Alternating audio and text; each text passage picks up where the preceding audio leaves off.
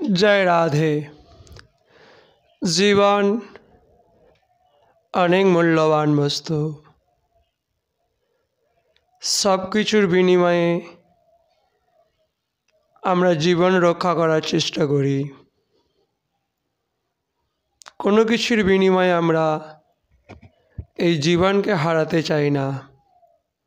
তার উদ্দেশ্য ইহজাগতিক সম্পদ আমাদের কাছে মূল্যবান নয়, আমাদের কাছে মূল্যবান আমাদের জীবনটা। তাই সব কিছু দ্বারা আমরা সর্বতভাবে আমাদের এই জীবনটাকে রক্ষা করার জন্য বিভিন্ন ভালো ভালো সিদ্ধান্ত এবং সৎ পদক্ষেপ নিয়ে থাকি। একটা বুদ্ধিমান মানুষ তার জীবনের সত্য বোঝার জন্য সর্বদাই উৎসুক থাকেন। এমনই একটি ছোট্ট দৃষ্টান্ত আপনাদের সম্মুখে উপস্থাপন করার জন্য একটি কাহিনী উপস্থাপন করলাম। এই কাহিনী নয়, কোনো এক রাজার জীবনের বাস্তব ঘটনা, যা আমাদেরকে কতকগুলি সত্যের সন্ধান দেয়। রাজনের ঐশ্বর্য, বৈভব, প্রতিপত্তি, সম্পত্তি, দাস দাসী সবই ছিল। রাজা হলে যা হয়, কোনো কিছুর অভাব তার ছিল না।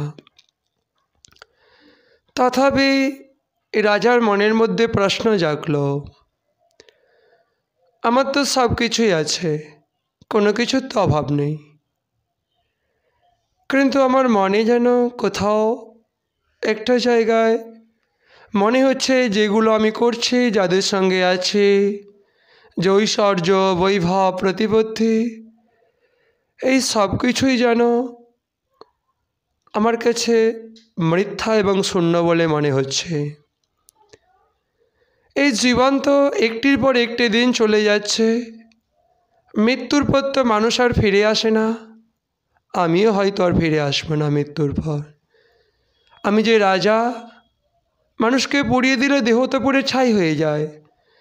আমি যে রাজ দেহটাকে এত অলঙ্কারে সুসজ্জিত করছি, আমার দেহটাকে সেবা করার জন্য যে এত দাস দাসী, চাকর বাকর, আমার বসার জন্য, দেহটাকে বসানোর জন্য যে সিংহাসন, দেহটাকে শয়ন করাবার জন্য যে স্বর্ণ পালঙ্ক, কোনো কিছুর অভাব নেই। দেহ সুখের জন্য সব কিছু করছি, কাল তো এই দেহটা পুড়ে ছাই হয়ে যাবে। তাহলে আমি কে? এই সংসারে সব থেকে গুরুত্বপূর্ণ সময় কোনটি?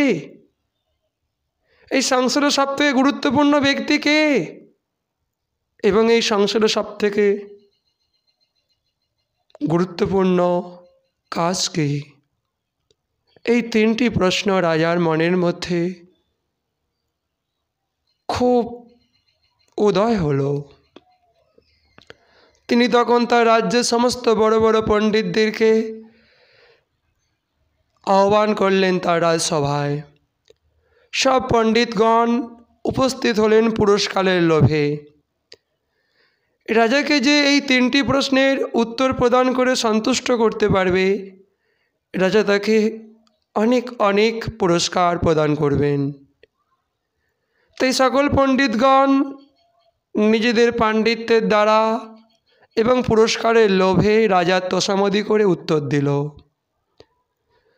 রাজার কারো উত্তরে সন্তোষ আসলো না। জয় রাধে। তখন রাজা নিজেই তার সেই তিনটি প্রশ্নের সঠিক উত্তর লাভের জন্য সচেষ্ট হলেন। তার মনের মধ্যে প্রশ্ন জাগলো, আমারই রাজ্যের একটি ছোট্ট প্রান্তে এক বাবাজি থাকে। সেই বৈষ্ণব বাবাজির কাছে গিয়ে আমাকে এই তিনটি প্রশ্নের সঠিক উত্তর নেওয়ার চেষ্টা করতে হবে। কারণ যারা উত্তর দিল এই পণ্ডিতগণ, এরা পুরস্কারের লোভে আমার তোষামোদি করে উত্তর দিল। এই উত্তরে আমি সন্তুষ্ট নই। এই বলে রাজন যখন ছদ্মবেশ ধারণ করে সাধারণ মানুষের পোশাকে তিনি সেই ছোট্ট কুটিয়ায় বাবাজির আশ্রমের প্রান্তে গিয়ে উপস্থিত হয়ে দেখলেন বাবাজি নিজে কোদাল হাতে করে মাটি কাটছে, মাটি কপাচ্ছে সেখানে বীজ বপন করবে বলে। রাজন তখন সেখানে উপস্থিত হয়ে বললেন যে গোসাই ঠাকুর, ও গোসাই ঠাকুর, আপনি এই প্রচণ্ড রোদ্দুরে ক্লান্ত হয়ে পড়ছেন মাটি খুঁড়তে খুঁড়তে, আমি কি আপনার উপকার করতে পারি? আমি কি আপনার সেবা করতে পারি? যদি আপনি কৃপা করেন তাহলে আমি মাটিটা খুঁড়ে দিচ্ছি। রাজন সাধারণ পোশাকে রয়েছে, সাধারণ মানুষের ছদ্মবেশে। বাবাজি তখন কিছু উত্তর করল না। দুবার তিনবার রাজন একই কথা বললেন, ও গোসাই ঠাকুর, আপনি কি শুনতে পাচ্ছেন না আমার কথা? আপনি কৃপা করে আমাকে আপনার সেবার অধিকার দিন না।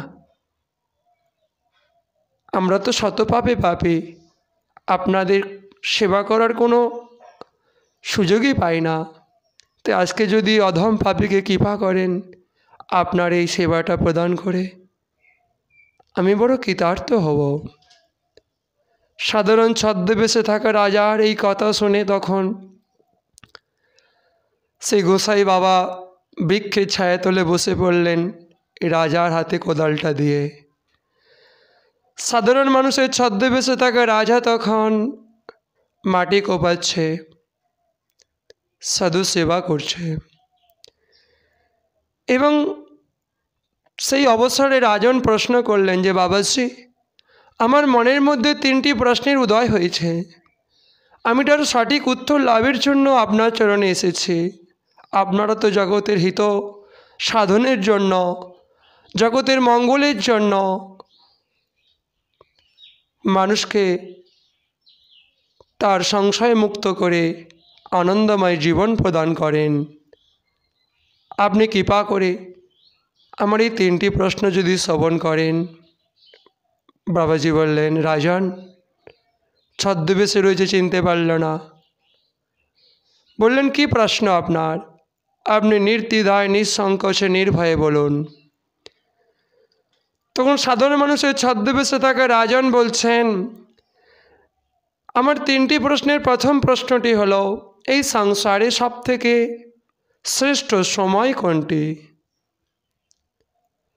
সবথেকে শ্রেষ্ঠ মানুষকে এবং শ্রেষ্ঠ কাজ কোনটি? এই হলো আমার তিনটি প্রশ্ন। শ্রেষ্ঠ কাজ কি, শ্রেষ্ঠ মানুষকে এবং শ্রেষ্ঠ সময় কোনটি? রাজনের শ্রীমুখ থেকে এইরূপ প্রশ্ন শ্রবণ করে বাবাজি কোনো উত্তর করলেন না। তিনি নিশ্চুপ হয়ে রইলেন। তিনি সময়ের অপেক্ষা করলেন। হঠাৎ একজন মানুষ যার পেটে ছুরি মারা হয়েছে, সে পাশের জঙ্গল থেকে ছুটতে ছুটতে বেরিয়ে এসে যেখানে বাবাজি বসেছিলেন বৃক্ষের ছায়াতলে, এবং রাজন যেখানে সাধারণ মানুষের ছদ্মবেশে বল মাটি কোপাচ্ছিলেন, সেখানে এসে সেই আহত ব্যক্তিটি মাটিতে লুটিয়ে পড়লেন। তার পেটে ছুরি মারা হয়েছে, রক্তে মাটি ভেসে যাচ্ছে। রাজন তখন তার পকেট থেকে রুমালটি বার করে তার ক্ষতস্থানে বেঁধে দিলেন এবং তাকে বাবাজির আশ্রমে এনে সেবা শুশ্রূষা করতে থাকলেন। সেবা শুশ্রূষায় যখন সন্তুষ্ট হলো সেই ব্যক্তিটি, তখন লজ্জিত হয়ে গেলেন। সে আহত ব্যক্তিটি যখন সুস্থ হলেন, রাজার সেবার দ্বারা তখন লজ্জিত হয়ে রাজার চরণে মাথা লুণ্ঠন করে বলছে, হে রাজন, আমি আপনাকে হত্যা করার জন্য এসেছিলাম, কিন্তু আজকে আপনার এই সেবাপূর্ণ দয়াপূর্ণ ব্যবহার দিকে আমি সন্তুষ্ট হয়ে গেছি। আমাকে আপনি ক্ষমা করুন। আমি কি নিন্দনীয় গর্হিত কাজই না করতে চেয়েছিলাম? আপনার প্রতি আমার মনে ক্রোধ এসেছিল, তাই আপনাকে হত্যা করতে চেয়েছিলাম, কারণ আপনি আমার ভাইকে হত্যা করেছেন। আমার ভাই যখন শত্রুপক্ষে রাজার সঙ্গে সঙ্গ দিয়ে আপনার বিরুদ্ধে পদক্ষেপ নিয়েছিল, তখন তার পরিণামে আমার ভাইকে আপনার হাতে মৃত্যুবরণ করতে হয়েছে। তাই আমি ক্ষুব্ধ হয়ে আপনাকে হত্যা করার পরিকল্পনা করেছিলাম। আজকে সেই আপনি আমাকে নতুন জীবন দান করেছেন, এই আহত অবস্থায় আমার সেবা শুশ্রূষা করে আমি সত্যিই বড় নির্বোধ। আপনার মতো মানুষকে চিনতে পারিনি হে রাজন, আমাকে ক্ষমা করুন। এই বলে সেই ব্যক্তিটি যখন সেখান থেকে চলে যায়, তখন রাজন সাধু বাবার কাছে জানতে চাইছে, বাবাজি, আমি যে 3টি প্রশ্নের জন্য আপনার চরণে আসিয়াছি, আমি সেই 3টি প্রশ্নের উত্তর এখনও পেলাম না। আপনি কৃপা করে আমায় সেই 3টি প্রশ্নের উত্তর প্রদান করুন। এই সংসারে শ্রেষ্ঠ মানুষকে, শ্রেষ্ঠ সময় কোনটি এবং শ্রেষ্ঠ কাজ কোনটি? তখন সেই বৈষ্ণব বাবাজি বলছেন যে, রাজন, আপনি নিজেই এর উত্তর পেয়ে গেছেন, আমাকে উত্তর দান করার আর কোনো প্রয়োজন হবে না। রাজন বলল, কি সেই উত্তর? কেন একটু আগে আপনি যে কাজটি করলেন, যে আহত দুঃখ পীড়িত ভয়ার্ত মানুষ আপনার চরণে শরণ গ্রহণ করেছে, তাকে আপনি অভয় প্রদান করে সেবা শুশ্রূষা করে সুস্থ করেছেন। এটি হচ্ছে সবথেকে শ্রেষ্ঠ কাজ। একটা দুঃখার্ত পীড়িত আহত মানুষকে সেবা শুশ্রূষা করে তাকে সুস্থ করার থেকে শ্রেষ্ঠ কাজ আর কিছু নাই। আর শ্রেষ্ঠ সময় হচ্ছে সেটাই রাজন, যেই সময়টা আপনি এসে আমার সঙ্গে কাটিয়েছেন, সৎসঙ্গ করেছেন। সৎসঙ্গে মানুষের মন প্রবৃত্ত হয়, সৎসঙ্গে মানুষের চিন্তা ভাবনা সুন্দর মঙ্গলময় হয়, মানুষ আনন্দের পথে যাওয়ার একটি সুঅবসর লাভ করে। তাই সৎসঙ্গ অর্থাৎ যে সময়টা কাটাই, সেটাই হচ্ছে শ্রেষ্ঠ সময়। আর এই সংসারে শ্রেষ্ঠ মানুষ হচ্ছে সেই, যে একটা মানুষকে দুঃখার্ত অবস্থা থেকে, অন্ধকারের রাস্তা থেকে, অমঙ্গলের রাস্তা থেকে, অকল্যাণের রাস্তা থেকে কল্যাণের মার্গে, মঙ্গলের মার্গে, শুভর মার্গে, ভগবানের মার্গে, ভক্তির মার্গে তুলে দেয়, সেই মানুষটাই হচ্ছে শ্রেষ্ঠ মানব। হে রাজন, আপনার করা 3টি প্রশ্নের এই হচ্ছে উত্তর। রাজন তখন সন্তুষ্ট হয়ে বৈষ্ণব বাবাজির চরণে মস্তক লুণ্ঠন করে তার চরণধূলিতে প্রবৃত্ত হয়ে তার শিষ্য হয়ে বাকি জীবন তিনি সৎভাবে রাজকার্য পরিচালনার দ্বারা অতিবাহিত করে তার রাজ্যকে কৃষ্ণময় ভক্তিময় করে তুললেন। বলো না গো রাধে রাধে।